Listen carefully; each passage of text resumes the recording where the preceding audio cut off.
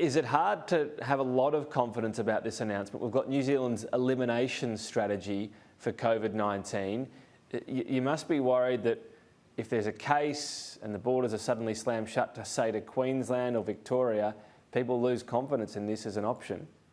Look, I think it seems almost inevitable, given the track record, that there will be some sort of community transmission outbreak in either Australia and New Zealand in the coming months.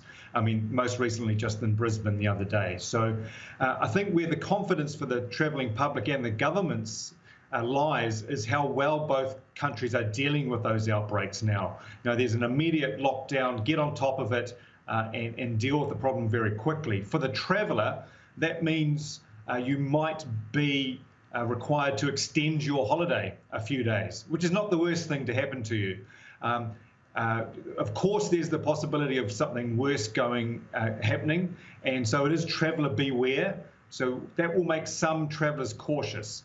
But if you understand that if you're coming to New Zealand, if there's a community transmission outbreak and you happen to be in the wrong place at the wrong time, your stay here might be extended. The Australian government might require you to stay a few days longer in New Zealand, take a test, prove that you're clear before they let you back into Australia.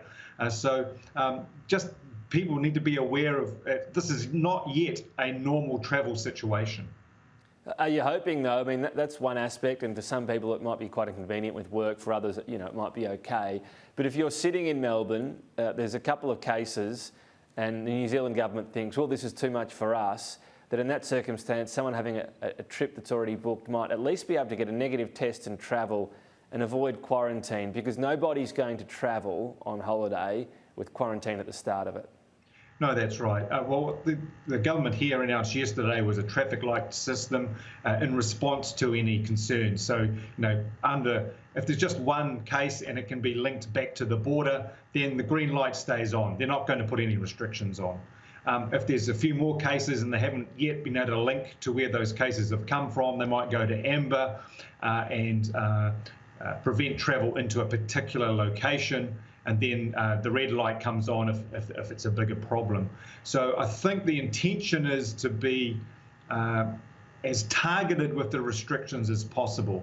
So if you're over here from Australia and you're in the South Island and there's a case in Auckland, well, there's no impact on you whatsoever. You won't face any restrictions.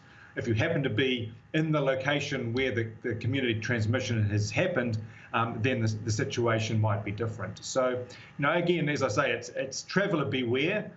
We would all hope that we are all, and this is on all of us, this is on the travellers and the local residents, to all keep doing what we have been doing with our hygiene and our tracing. If we all do this together, then the travel will be safe. And the whole world's watching this.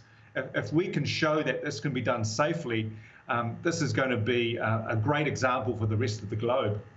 Well, it might take some political bravery as well. We'll see if that holds up, but we appreciate your time and all the best for the industry. Chris Roberts. Thank you.